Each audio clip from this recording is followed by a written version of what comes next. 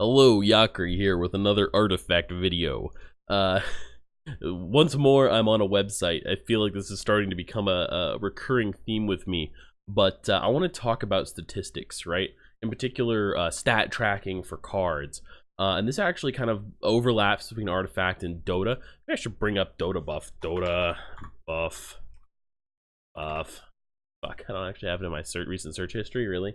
Okay, so there's actually something really simple and probably obvious in Dota buff, right? So if we look at the win percentage of heroes, oh look, Ursa's doing pretty well. I haven't checked Dota buff recently. So you notice Ursa's win percent changes, right? As we go up in MMR, right? So better players don't win with him as much. Meepo, for example, is just brokenly overpowered. Okay, awesome. Fuck, I forgot. This month. Oh, okay, they've moved that to Dota buff plus. Okay, fine. Anyway, general idea is basically some heroes go way down in win rate as you get higher MR, some go up. Let's look at the top win percentage hero for, this can't be there's definitely got to be some actual stats for Lycan at that tier. Who's someone that actually has stats? I feel like this is a little by win rate. We do that this month. Oh, this one I have to do meta. Okay. Yeah, it's been a while since I've been here. This is disappointing to me. They used to have a lot better, unless I'm missing something, they used to have a lot better stat options for people who didn't pay. Anyway, Lycan sort of is an example. Meepo used to be a great example once upon a time. Now he just kind of dips in Ancient for some reason, but he used to be shit win rate. He wasn't OP in the what's it called again, Crusader, the low MMR, and he got pretty high, like pretty okay, at least it depends on the patch, right? But he did pretty well. Io is another great example, having poor win rate up until he's still good. He's still good. So shit win rate, bad win rate, still bad win rate, great win rate. I mean, not great, good, but so and the thing is that maybe it's not as true currently, but at a lot of different times, Io has been better in pro games than he is in like 5k plus MMR, right? Or even probably like 8k MMR. When you have an actual team, right, of really good players who've practiced together, he gets way better. So the point I'm making here should be pretty obvious. Some of these heroes are harder to play than others, and because of that, they just suck, and they detract from your team if you don't have a very good player playing them, right? And players at lower MMR just don't have the skill to play these heroes effectively at all. There's probably also some meta trends that affect this, but that's it for the most part. So here's the problem we have currently in Artifact, right? There is no ladder. Whether or not that's a good thing is a whole different conversation. I actually am not a huge fan of ranked ladders personally, but there's one area in which it's definitely just a problem, which is that there's all these stats, right? They're for the entire player pool, okay? So this is problematic because most players are at a little bit above or below the median, and let's say there's a card or even a color, right, where to reliably build a good strategy using that color and employ it effectively, you have to be an above average player, right? Then that color is going to perform poorly on all players who aren't above average, which is going to be like half or more players. And as a result, it's going to be skewed downwards in win rate. But where suppose you have a card that performs well for all players, right? And regardless of skill level, it's very simple to use. Axe would be a decent example. Obviously, it does take some skill to know when to hold Berserker's Call, I guess, but it's just kind of harder to fuck up your placement with Axe a bit because you can't get him, you can't feed gold as easily, right? And stuff like that. So it should be fairly obvious why he's harder to fuck up. Probably a lot of heroes that are like beefier, that are less squishy, are harder to fuck up, although Tinker seems to be an anomaly here with a very, very high win percentage. So clearly the general masses are not fucking him up, or he's just so good in draft it doesn't matter, or it's a stats anomaly from the game being too new, who knows, right? That's another thing. There's not a lot of data yet because the game hasn't been out that long. So the statistics are skewed almost certainly.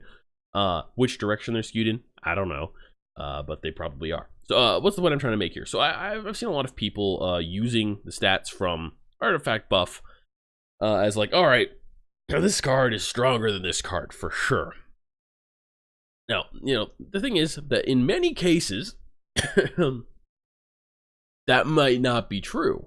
It's not necessarily that it isn't. For example, Outworld Devourer probably is in fact the worst hero in Artifact and in Dota 2. He's terrible. But if we pick some hero that's a little bit closer to okay, like Magnus, can we be really sure? Maybe Magnus isn't really probably one that's hard to use. Maybe Skywrath would be a good example, possibly. But sort of make clear that I'm not endorsing the idea that some specific card is like really undervalued. That would be a whole different thing. But the point I'm making is that people are saying, all right, look, Skywrath on Artifact Buff has a 47% win rate. And Artifact Buff, let's see, I don't know, who's someone that's maybe not as, Chen has a 52% win rate. We know for sure that Chen is a stronger pick in draft than, who I just mentioned, Skywrath, right? We don't know that for sure, though, actually. It might be the case. I think it's not too hard to make an argument about it from actual just reasoning and game experience. But from stats, we don't know that's the case because these stats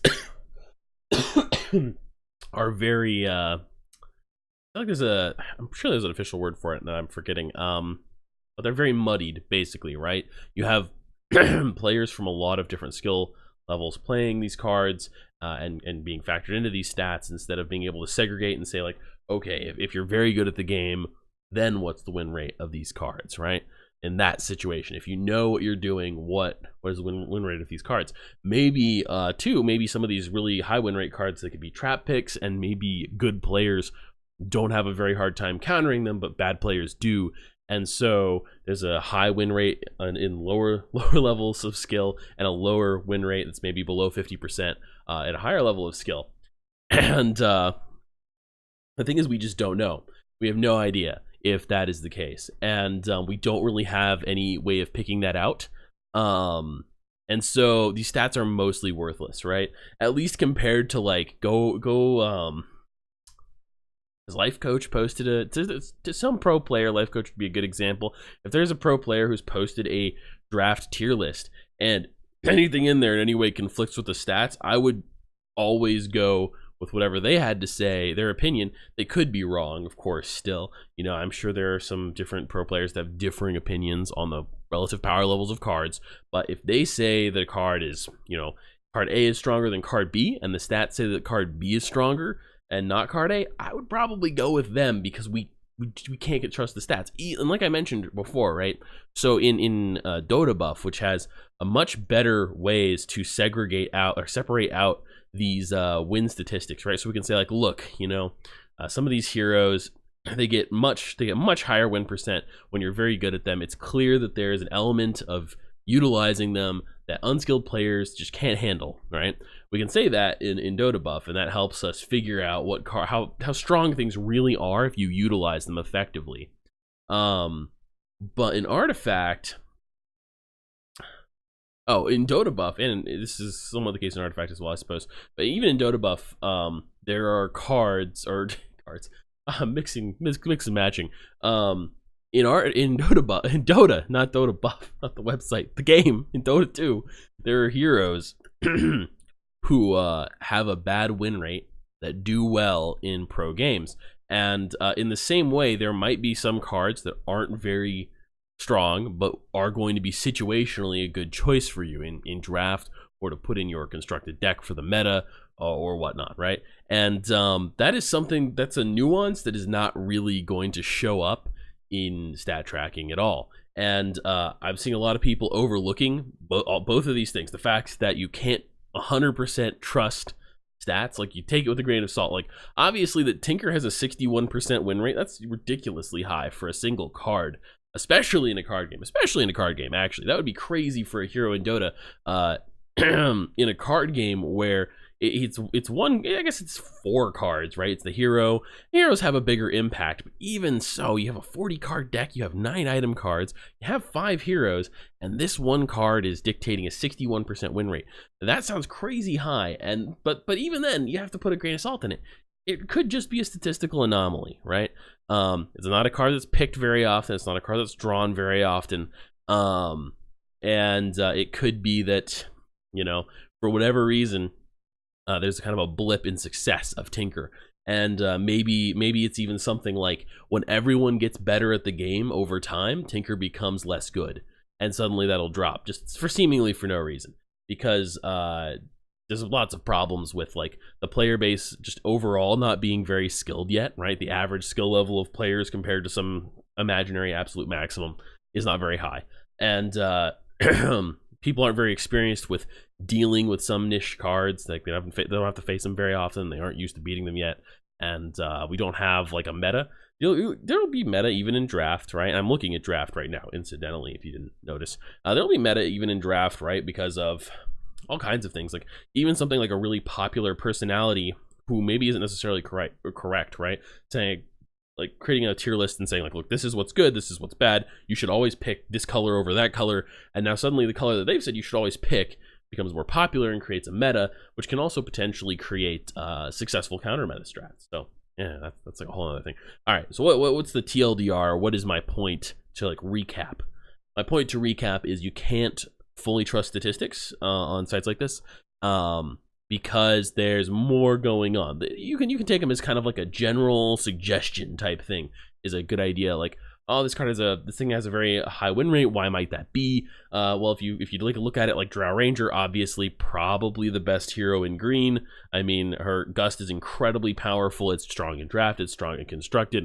Her stat block is great. Her passive is powerful, and she has a 59% win rate. When you take all those things together, okay, no surprise, right? It is no surprise that she's got a 59% win rate when people pull her. In addition to people not anticipating her because she's a rare card, so it's less. It's not so often that you have to face opponents with this card, okay? And so sometimes it's kind of obvious and sometimes it's not so obvious. But the point is that you could have gotten to this conclusion. Like I said, no one needed a stats list to realize that Drow was probably the best green hero by a pretty decent margin. And that's like a pretty common opinion. I don't think people really think Drow is overrated. None of the one that I can think of. So you can get to that without a stats list. And the problem is the cases where you're like, well, without a list of stats, I'm not really sure if this hero is better than that hero.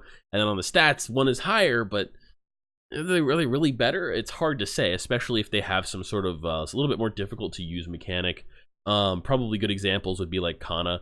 I don't think she's too high on here. She's a pretty strong hero overall.